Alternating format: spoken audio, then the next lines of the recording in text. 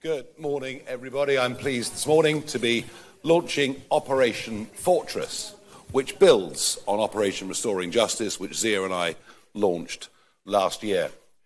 This major crisis that Europe's facing began really in earnest in 2015. It followed the disastrous war in Libya and led to large numbers of people beginning to cross the Mediterranean in boats. I was there in the European Parliament at the time. The Commission President, Jean-Claude Juncker, saw this as an opportunity for the first time to launch the common EU refugee and asylum policy. What it meant was that if anybody set foot on EU soil, they would be allowed to stay. I warned against it, I railed against it, but of course to no avail. And that stupidity was compounded, of course, by Angela Merkel, saying anyone that wants to come, we can manage, we can accommodate you. And it's had pretty dire consequences. One only has to think about what's happened to the city of Malmo, previously a fairly peaceful port, now one of the murder and rape hotspots in the whole of Europe. And in many ways, in the run-up to the referendum in 2016, the reason that I launched that breaking point poster was to say Europe has given itself massive problems for decades to come, but we can avoid this by leaving the European Union and getting back control of our borders. Sadly, governments after 2016 were in power but never really believed in the Brexit project, and even when Brexit finally came, there was no change to our status with the ECHR.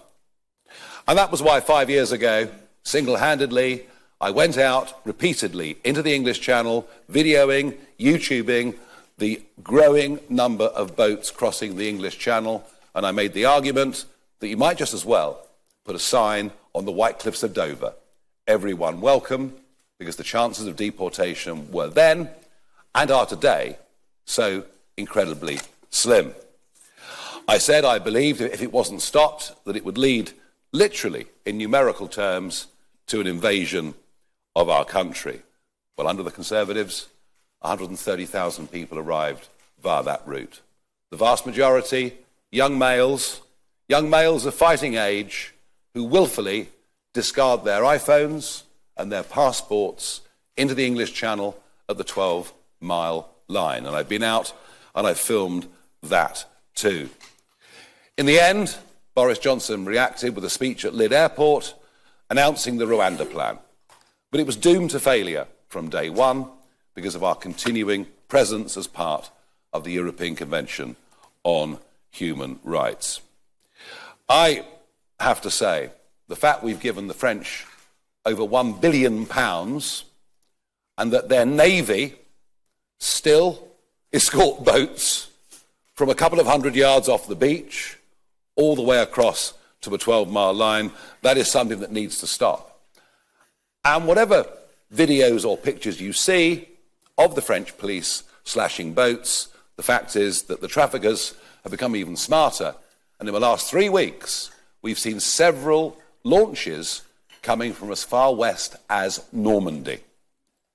All the while, the pull factor of coming to the UK, being able to stay, all the while that pull factor is still there.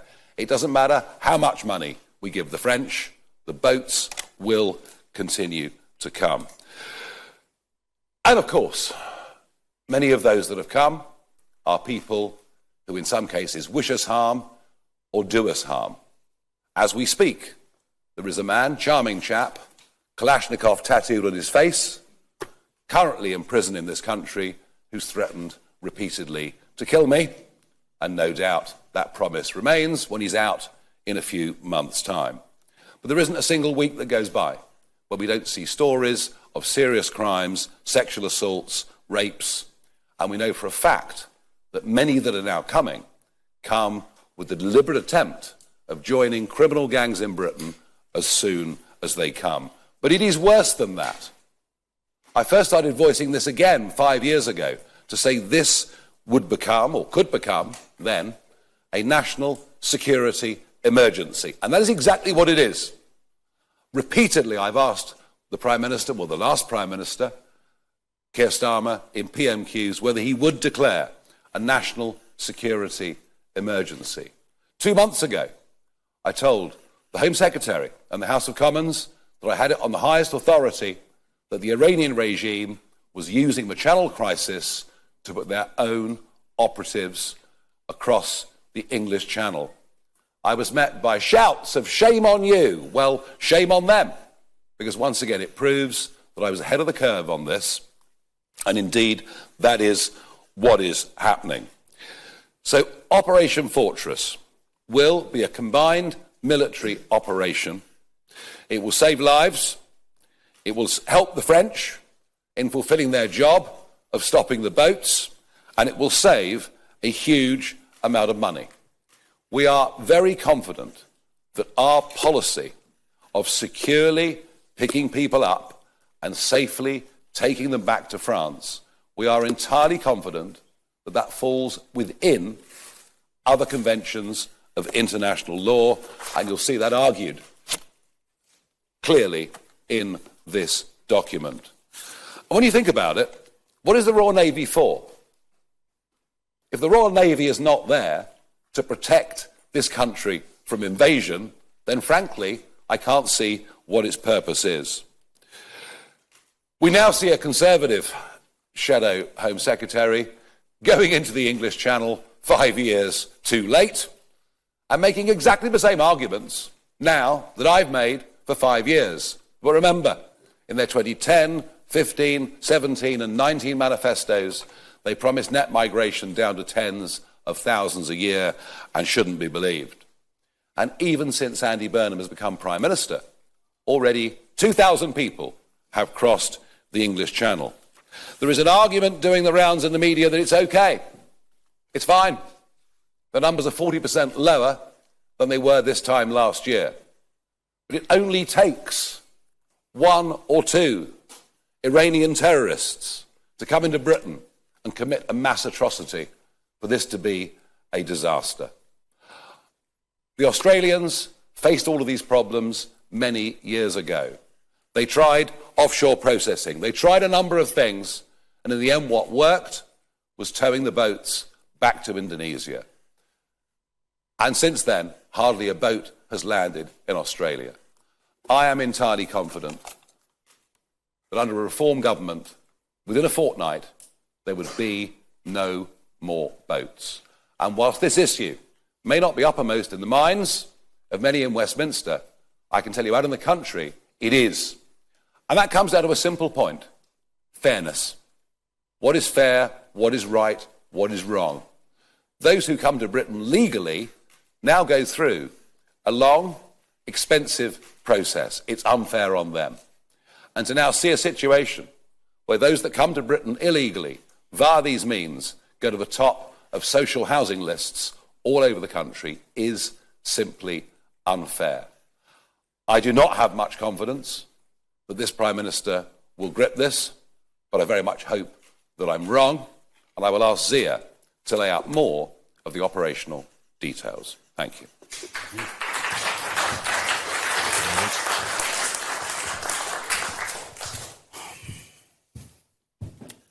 A nation that cannot control its borders is not a sovereign nation, and Britain is being invaded.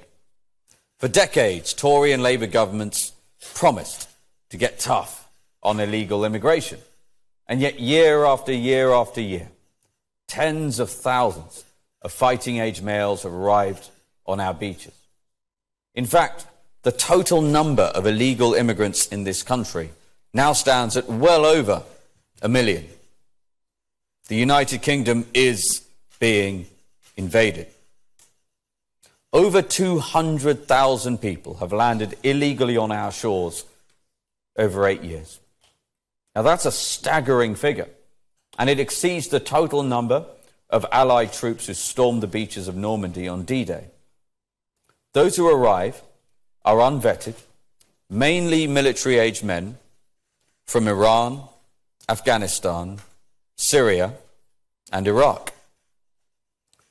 Now, they have been rewarded for this by a political class that puts them up in hotels at the British taxpayers' expense, given free meals, free healthcare, free TV licenses, and even free trips to the safari park and to the cinema.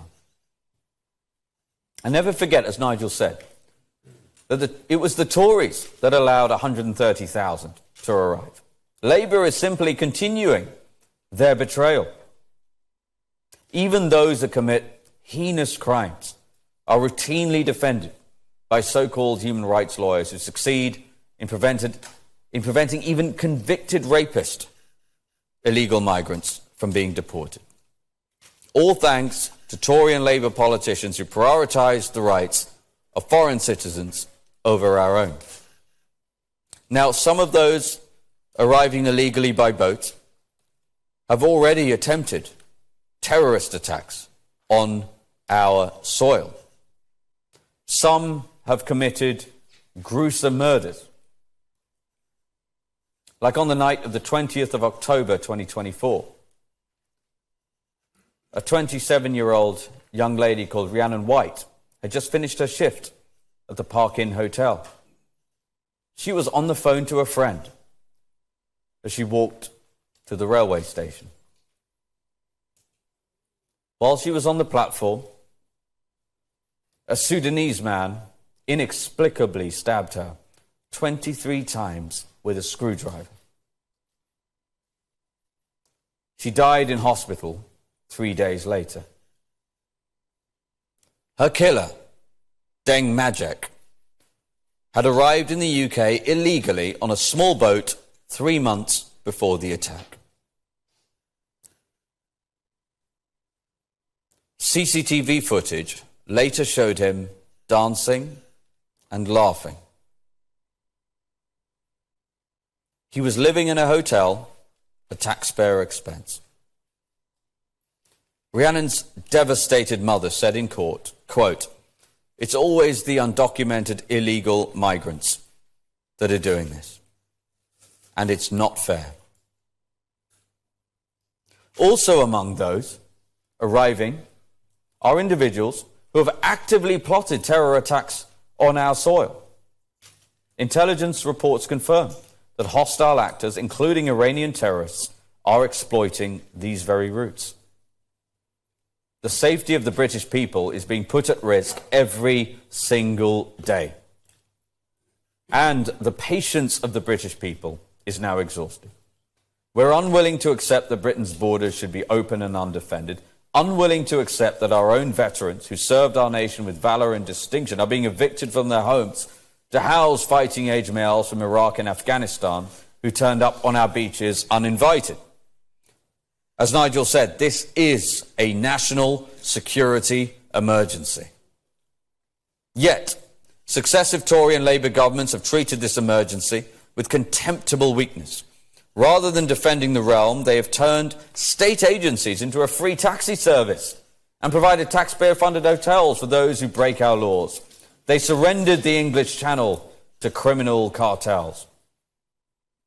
Under Nigel's leadership, Reform UK will end this crisis for good. We will launch Operation Fortress, the biggest military operation in the English Channel since the Second World War. Under a Reform government, Prime Minister Farage will order His Majesty's Royal Navy to ensure that not a single unauthorised vessel makes it to the shores of the United Kingdom. Our plan, as you will see in the document, is endorsed by senior former members of our armed forces. It is simple. First, we will create an integrated surveillance command, unifying military and intelligence surveillance to make ours the most surveilled maritime border in the world. Second, any vessel attempting to cross illegally will be intercepted by our armed forces, who will return them back to France. Not a single illegal migrant trying to reach our shores will make it to Britain. To those with no right to enter Britain, our border will be impenetrable. Once the world realises that crossing the Channel illegally leads only to being intercepted by our Royal Marines and returned to France, the incentive structure breaks. these economic migrants will stop paying smugglers and the boats will stop coming.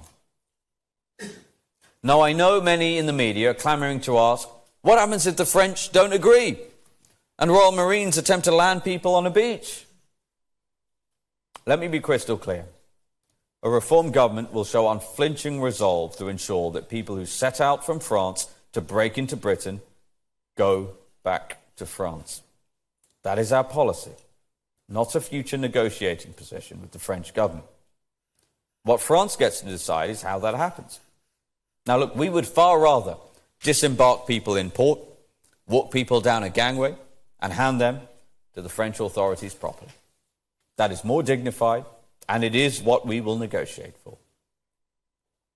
And keep in mind, the official position of the French government is that they do not want these boats leaving their shores in the first place. Tory and Labour governments have paid them, as Nigel said, £1 billion of British taxpayer money to stop the boats, ostensibly. Our military would in fact be helping them comply with the very agreements that they signed.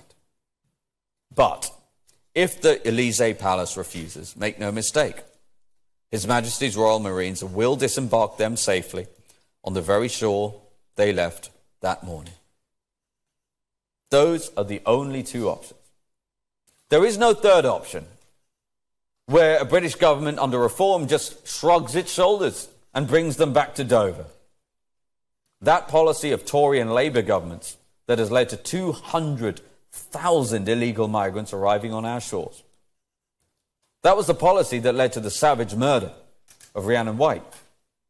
The policy that has almost resulted in a mass casualty terrorist attack on our soil. And ask yourself what the alternative picture actually is. A president of France ordering French police onto a beach to block Royal Marines on a humanitarian mission from landing civilians in safety and forcing them back out to sea, directly endangering their lives? Well, that would be a crime against humanity. It is simply not a serious hypothetical that President Macron, or anybody else for that matter, would do that. And I do not believe the French public would stand for it if he did. And to the talking heads and useless politicians claiming this policy will not work, the evidence proves the opposite. In fact, it is the only thing that does. When Australia had a major illegal boats migration crisis, it was only when they launched a major military operation that it stopped. In fact, Tony Abbott's Operation Sovereign Borders cut illegal crossings to zero within weeks. A years-long crisis ended within weeks. And it also saved lives. Between 2007 and 2013, 1,200 migrants tragically died making the journey to Australia. The Australian military operation reduced that to zero. Over 170 migrants have already died trying to come to Britain via the Channel. Reform's proposed military operation to secure our borders will save migrant lives too. Now, expect fierce resistance from the Tory Labour establishment, claiming that this is impossible. Well, they have no choice but to call it impossible, lest they face the reality of their own failures. But the former Navy commanders who engineered this plan leave no room for doubt. It can be done. It must be done. The former senior members of our armed forces who endorsed this plan confirm this plan is viable and imperative to our national security. This is how we will stop the boats for good. Reform will end the invasion of Britain.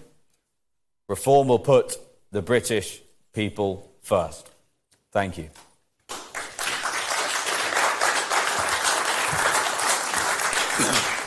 Thank you, Zia. We've got one or two questions, starting with Henry Zeffman from the BBC. Thank you very much, Mr Farage. This is an eye-catching hardening of your position on small boats. Why now? Is it an attempt to distract from questions about your finances and your party's finances? On which note, in 2024, did you negotiate a deal on what would happen to Reform's finances if you came back as leader at a time when you were suggesting you had no plans to return to electoral politics? Why now? Because I think what happened in Ceuta over the weekend shows you just how serious this situation is. The British public are getting tired, and I do genuinely think that the Iranian threat is very, very real indeed. So we've gone further. By the way, I'd never ruled this option out in the past. I'd always said it was an option if it came to it. But I think actually, you know what, the country will get behind the message that we have a raw navy. It's there to protect this country from invasion, and that now is what it should be used for. In terms of, questions about money could go on for years, you know. I mean, look, I had no intention of returning to politics or as leader of Reform, but in the spring of that year, I did talk to Richard Tice about what the liabilities would be if I was to come back to that position. You'd be a bit of a mug, wouldn't you, to walk into a job and not find out what the potential liabilities were. And they were substantial. They were substantial. In fact, without Richard, the party wouldn't have even survived.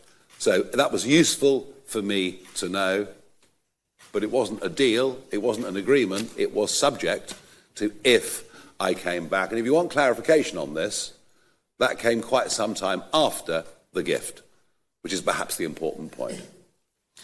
Thank you. Olivia Utley, GB News. You say you'd simply return migrants back to French beaches, even if the French disagree with the plan. Obviously, this all works a lot better if the French do agree with the plan. Have you had any assurances from senior French politicians that they're on board with this? Can I just say, for the French, there are big upsides. Very big upsides. Life from Dunkirk, through Calais, through Ardelot, Wimereux, all those rather beautiful little villages on Côte d'Opale. Life is now hell. People stay locked in their houses. You can't resell a house. There's crime, there's litter, there's vandalism, there's gang violence, there are stabbings, there are shootings. I mean, dealing with this problem would be a great, great relief to the people of northern France. So that's the first thing I would say. There is a big upside for the French in this. Have we had talks with some senior French political figures about this? Yes. And I think attitudes are starting to change. Attitudes towards this are starting to change. You know, and they're also beginning to realise that we have given them a lot of money, and this would in fact be helping them with their objectives. So are we there yet? Can I guarantee you that they'll welcome this with open arms? I can't. But can I say there is a softening of attitude towards this position? Yes. And of course, we have some very major French elections coming up next year. Right, do I add to that? Well, look, as Nigel said, as you'll see in this document, we envisage two positions from the French. One in which they consent, which is vastly preferable, and that will be our primary objective. However, if they choose not to consent, we have a plan for that too. All right. Thank you. Carl Dinnan, ITV.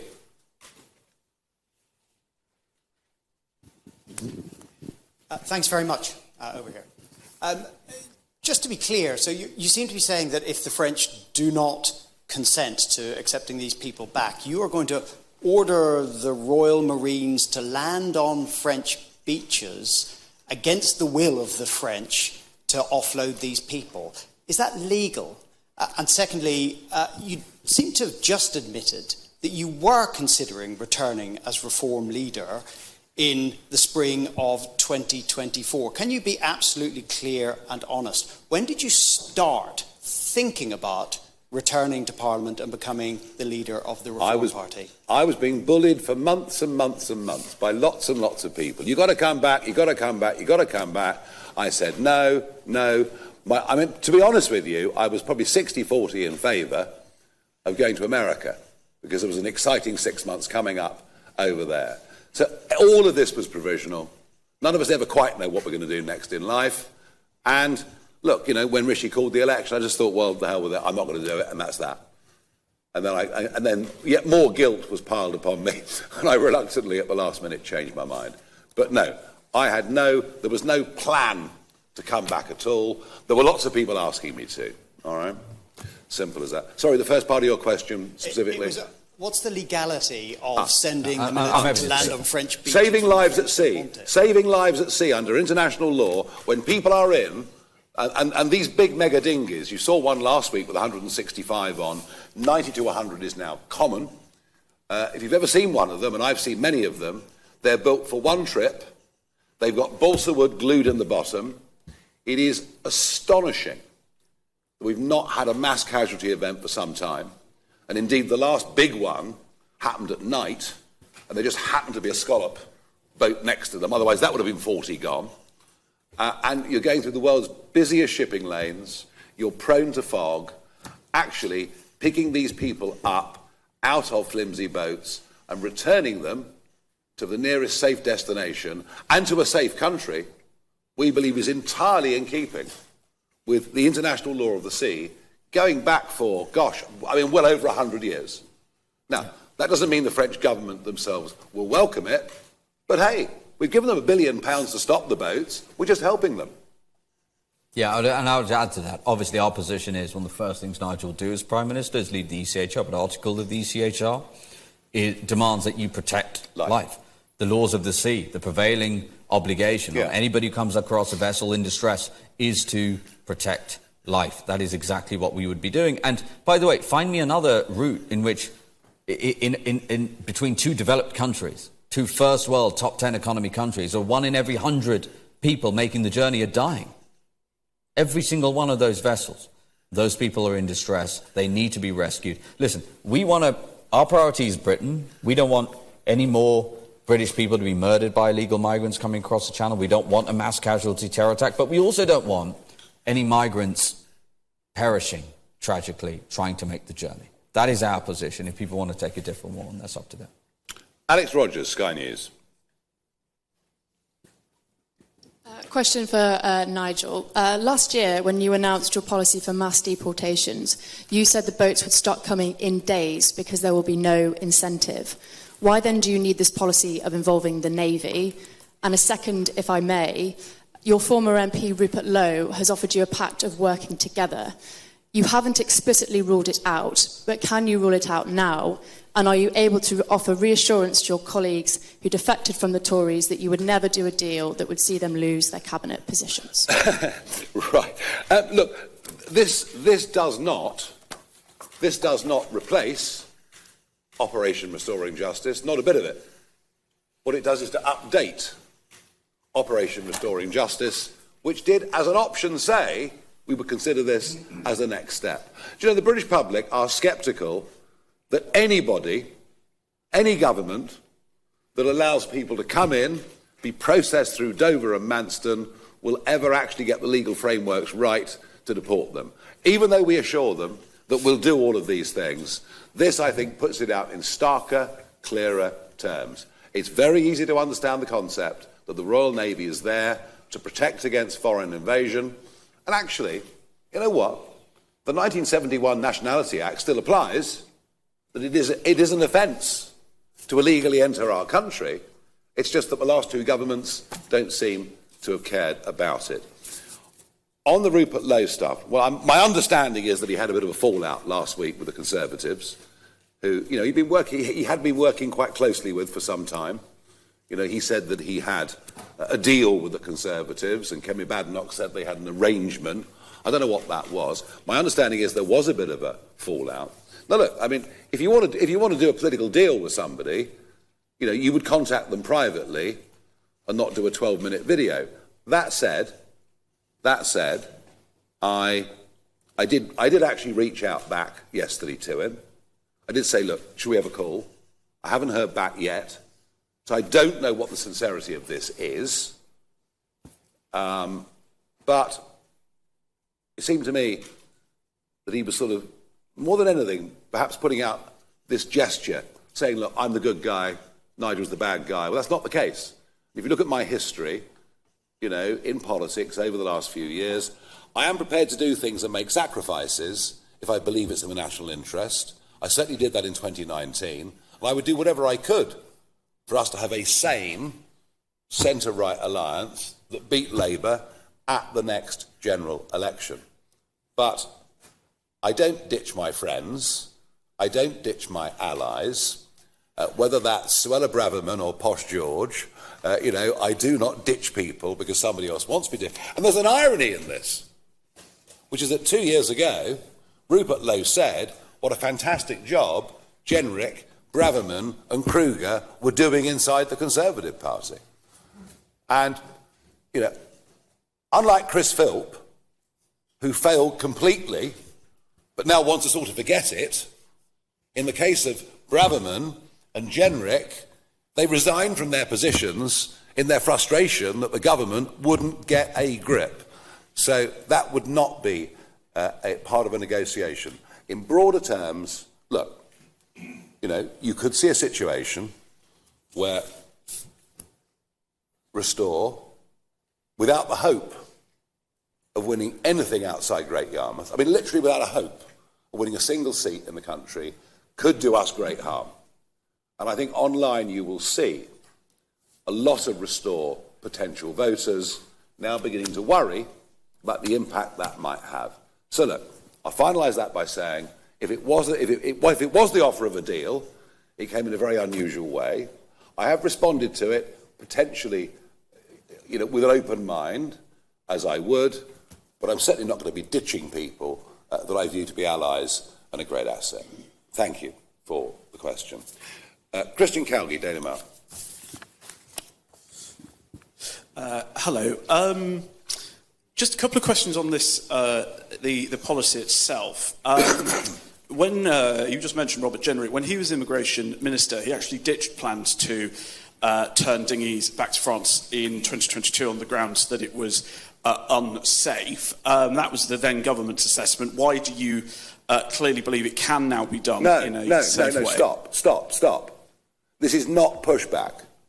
Pushback is difficult and dangerous. When you get a spring tide and an ebb running through the Straits of Dover, believe you me, operating pushback without capsizing a boat would be incredibly difficult to do. We are not talking about that. We are talking about rescue and return. It is a completely different concept. Okay, thank you for that one. You say this plan will save a huge amount of money. There are questions about the Navy's actual boat capacity with offshore patrol vessels. Is it not the case that you would have to spend a sizable amount of money increasing the number in the arsenal? And just to pick up on the question we just had about this offer from Mr. Lowe, you called for a broad coalition last night, and clearly you are very open-minded, surprisingly so about Mr. Lowe. Do you think that broad coalition needs to include the Conservatives? I'm open-minded about talks. I'm open-minded about talks with people who I think share a similar, albeit in some cases slightly different, objective. And I've always been open-minded. I'll talk to anybody who's got a similar goal to me. The difficulty with the Conservatives is how can I believe a word Chris Philp says? How can you tell people in 4 consecutive manifestos you'll reduce illegal migration and deport those that come illegally and do the opposite? If they've done it for 4 manifestos in a row, why on earth should I or the public believe them on a 5th? That's how I see that right at this moment in time. Okay, I don't think what no one's really got a grip on here is the sheer scale and cost of what happens in the English Channel every single day. I know this subject well. Go to Ramsgate Harbour. You will see 4 great big cutters. Those cutters are used by Border Force, but of course, we would have Border Force working in conjunction, in many cases, with Royal Marines, soldiers, whatever else made this joint military operation work. So those boats are there. They're fully staffed. They're fully manned. They're available. And it won't cost any more than it's currently costing, frankly, to operate. You've also, in Ramsgate Harbour, got 2 other boats on big 7-figure money. Do you know what their job is? To go up and down the channel and pick up the empties. Literally millions of pounds a year just to pick up empty dinghies and take them back to Ramsgate. Go to Lydd Airport, where you'll see spotter planes, a gigantic drone, a small drone, other spotter planes from Norfolk, sometimes coming down to help. And then, of course, you've got the RNLI, who, whilst that's not taxpayers' money, but still money, on a busy day, you'll have the lifeboats of Ramsgate, Walmer, Dover, Dungeness, Rye, and even Eastbourne. If you literally came out and saw the mass scale of operation, the daily operational cost of hundreds of thousands of pounds a day, you would realise we've actually got the kit already. We've just not chosen to use it to stop people from coming. The only upgrade that would be needed here would be for a couple of naval patrol vessels to be in the Channel, and as I understand it, there are 3 of those currently at sea around the United Kingdom. We are spending all the money on these assets just to act as a taxi service on behalf of illegal criminal gangs, bringing people into Britain. I'm not upping the cost, I'm just saying these people will not be allowed to come. Okay. Raheem Kassam, National Pulse.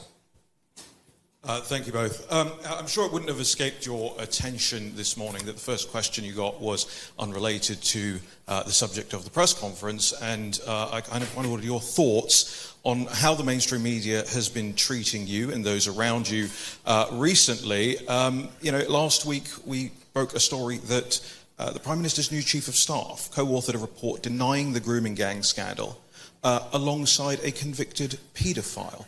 And yet it doesn't get coverage in the mainstream media, but they will go through, every member of your family's addresses and all of that stuff. So what is your thoughts on that? And then secondly, in terms of Rupert Lowe, wouldn't it have been better, rather than him doing a 12-minute video, very well produced, interesting music bed and all of that, to just start by saying to the people that he abused in Reform the words, "I'm sorry"? Well, look, as far as that's concerned, Restore have spent most of their time attacking Reform and attacking Reform individuals endlessly, relentlessly. They haven't until now criticised the Conservatives at all. There was some kind of deal between the two. Don't ask me what it was. I just know that it erupted and blew up last week. So you might see a change of tack on that. There is this myth. There is this myth that I fell out with Rupert Lowe. It's not true. Everyone fell out with Rupert Lowe. And it was the screaming, the shouting, the threatening, the legal writs. Everyone fell out with him, all right? But look, if you have to speak to people or make arrangements with people that you've previously fallen out with, if there is a greater good to be had from that, then I'm not closing my mind to it. Sorry would be nice, but I would have thought unlikely to be forthcoming. Look, I just feel that there's been a one-sided pile-on against Reform. I don't think people's family members would be... I don't think Kemi Badenoch's family members or Andy Burnham's family members would be subject to the harassment and increased security risk that mine have been. I've only spoken about a very little part of this. I don't believe it would. And, if every time the name George Cottrell is mentioned, you write career criminal next to it, well, please make sure, folks, in the interest of fairness, you do the same with Louise Hay. And you make sure every time that Johnny Reynolds is mentioned, you do put next to it the fact that he had a false CV and that Angela Rayner didn't pay her tax. I think, without appearing to be whingers, I do think we have come under a level of attack that would not be seen by another party if it was part of the establishment, which we're not. Let's go on to Peter Schnettwanger's Daily Telegraph. Morning, Nigel. You mentioned there earlier in one of the earlier questions that you were open-minded to a deal and then a conversation with Mr. Lowe. He set out these red lines under which he would do some sort of pact. What are your red lines? I said I'm open-minded to a conversation. A conversation is different to a negotiation.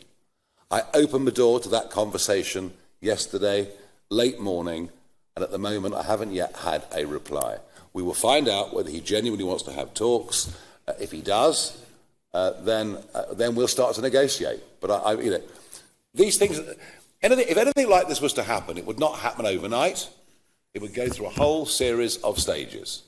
As I say, whatever's been said in the past, I'm prepared to put that aside and have a conversation. But I'm not going to commit myself to anything more than that right now. And he seems to have given us a shopping list, some of which I've no desire to meet. Interestingly, on policy terms, actually most of the things he talks about are things that I've championed for over a quarter of a century. We'll see. Thank you very much. Michael Knowles from The Express. Thank you, Nigel. Your policy document indicates that the Royal Marines and the Royal Navy will have the potential to use lethal force in self-defence or in defence of others. Would that include a situation where a migrant is trying to sink the dinghy to avoid detention?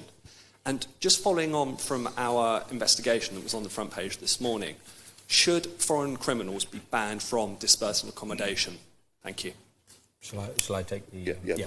So let me just address the one with regarding to weapons posture and lethal force in this operation. That specific scenario you're talking about, those are going to be left to the operational decisions of commanding officers in our armed forces at a given time. The context of us saying that this military operation will give the Navy the ability to use lethal force, it's a very specific thing. It is where our intelligence agencies have confirmed the presence and have confirmed identification of, for example, an IRGC fighter, whom they have intelligence is on their way to Britain to commit a mass casualty attack, to commit an atrocity. Or, for example, a people smuggling gang member who is potentially killing people on board and throwing them into the sea. Okay? In such a scenario where we have confirmed intelligence, they will have authorization for that, specifically to protect innocent life. That is the only scenario in which they would use it. The specific scenario you're talking about would be, as I said, down to operational decisions by the military. But as Nigel said, as I have said, this is a humanitarian mission. Operation Fortress is a humanitarian mission. It is a rescue mission, as we saw with Operation Sovereign Borders in Australia, that reduced deaths from 1,200 in the preceding 6 years to 0 within a matter of weeks and into perpetuity. This operation will save innocent lives. If you're in the separation zone approaching our 12-mile line and you see our cutters or our ribs or one of our patrol boats there waiting for you, there's not much point slashing the dinghy and going in the water because we are going to act very quickly to save you and take you back to the nearest safe point, which will be a French port. It just wouldn't work. It just wouldn't work. What they have tried, I will say this, what they have tried to do is dinghies leaving French beaches. In the early days of this, I'm talking 18, 19, those years, in the early days of this, when the French Navy approached them to do their job, and by the way, if I leave Boulogne Harbour on a pleasure boat, I'm not licensed in France, I will be impounded and finish up in the magistrate's court the next day. So when these dinghies started leaving from French beaches, and the naval rib would go up to one of them, they'd hold a child up and threaten to chuck the child in the sea. They were apprehended. That was what made the French Navy nervous in the early days. But they felt they could do that because they knew, once they got to 12 miles from the UK, that they would be taken in. This whole thing reverses. Everyone's job becomes easier. The French Navy's job becomes easier. The French police's job becomes easier if we are absolutely clear that you are not coming past that line, you are not going to be allowed to stay in Britain, you will not be able to claim refugee status if you come via this route. So to sink a dinghy under that new set of rules would be entirely self-defeating. Thank you. Tom Scottson from The Sun. Thank you. The Sun today revealed that taxpayers are forking out £8,000 every time French police stop a small boat migrant. Would you continue to honour this deal if Reform were in government? And my second question for Zia. Rupert Lowe was actually originally suspended because of threats of physical violence towards you. Would you feel threatened if he was let into the fold or some sort of alliance in any way? Look, all these deals with the French, we have just handed over more and more money. The more money we hand over, the more migrants that come. Would appear to have been the deal for most of it, perhaps not the last year. As I repeat, If this operation that we talked about today was put into practice, it would, in short order, save this country certainly 2, maybe 3, maybe more billions of pounds every single year. And the long-term saving of it would be absolutely enormous. Are you frightened of Rupert? Well, look, specifically, because I was asked this already, I think, this morning, my feelings towards Rupert are not remotely relevant relative to the fate of the country and the millions, tens of millions of British people around this country who want secure borders, who want an end to illegal immigration, who want mass deportation of illegal immigrants, who want the upholding of law and order, want taxes to come down, all of the things that I know Restore voters, a lot of Conservative voters and Reform voters all want. That is what matters. I want to point out also, just because we've had a lot of questions about costs, and I've been asked, I did the morning round this morning, I was very interested in how many people were asking about the costs. Let's put the costs in context, okay? So if you just take the last 5 years and you just look at how much the British taxpayer has been forced to pay just for accommodation, forget about all the other costs, just the accommodation in hotels and HMOs for illegal migrants coming across the channel illegally, i.e. the very people subject to this policy. Do you know what we could have done with the money? We could have purchased 4 HMS Queen Elizabeth class aircraft carriers. That is our flagship carrier, one of the biggest carriers on the planet. Okay? So not only is it going to save huge amounts of money by stopping the boats, as is obvious and demonstrated by what the Australians did, it is also, by the way, as Nigel said, what is the point of His Majesty's Royal Navy? It is, if it is not there to repel an invasion and defend our borders. Absolutely. Poppy Coburn, Daily Tea. You say in your own document, and you use the example of Operation Isotrope, and you quote a Navy source saying that pushbacks are not part of their ethics. Now, your plan, you say, is not about pushbacks, but correct me if I'm wrong, it is about forcibly escorting boats back. Do you think this plan will align with the Navy's ethics? No. No pushbacks, no escorts. We're not escorting anybody anywhere. We are recognising that a flimsy dinghy with a balsa wood bottom and a dodgy outboard is a dangerous situation for human beings to go in, which could go wrong at the drop of a hat, right?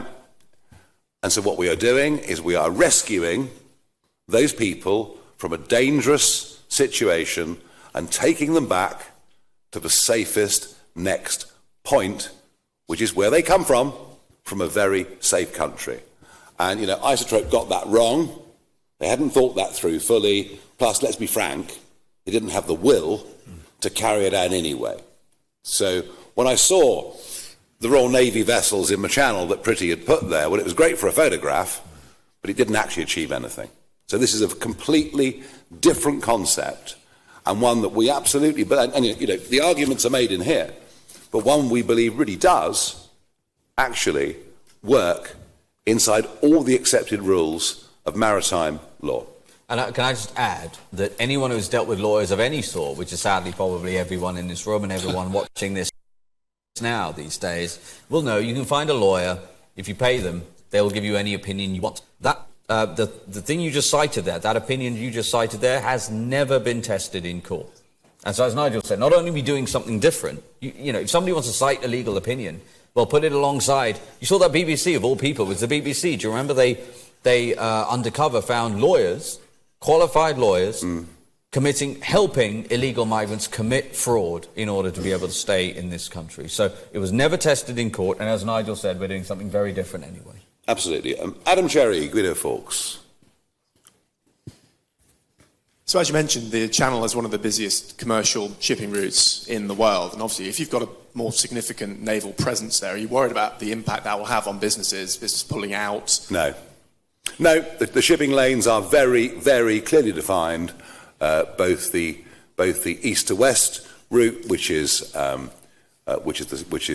northern route, and the west to east route, and these lanes are, surprise you actually how narrow the shipping lanes are. And yeah, sure, they're incredibly busy, and crossing those lanes is very, very dangerous, but the waters in which Border Force and Navy, Marines, Army, etc. would work are comfortably within those 2 lanes. And think about it, cross-channel ferries go back and forth every day and manage just about to navigate their way through. It is a very dangerous place. I mean, one thing, Adam, I am amazed.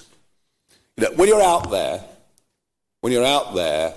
and Coast Guard knows there isn't a migrant boat or migrant boats, they're constantly putting out warnings on Channel 16, and so the big tankers, ships are on the lookout. But all it needs is one foggy day, and it'll wipe out 100 people. I'm amazed it hasn't happened. I literally am amazed we have not had more. Lots of little disasters. 170 dead that we know of. I'm sure the figure is much, much, much higher than that. But no, this policy will stop and take away that risk of mass casualties. Thank you, everybody.